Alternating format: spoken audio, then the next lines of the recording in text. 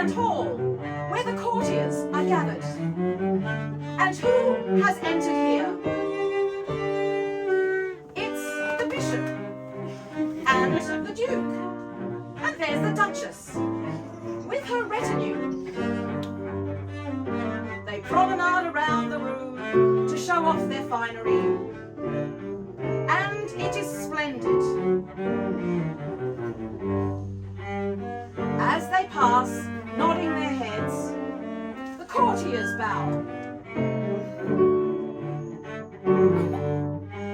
Drinks are passed around by servants, and everyone takes their place for the small talk. Did you hear that Bramwell was beheaded for eating one of the Queen's hats?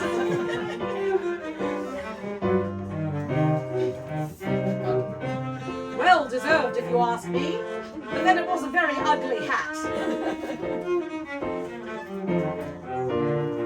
Then suddenly they all realise that more are coming through the door. Who will it be? They line up to receive them. There's a noble, another noble, and yet more nobles, and their wives. They promenade around the room to show off their finery. And it is splendid. Try and picture it. Can you see the court?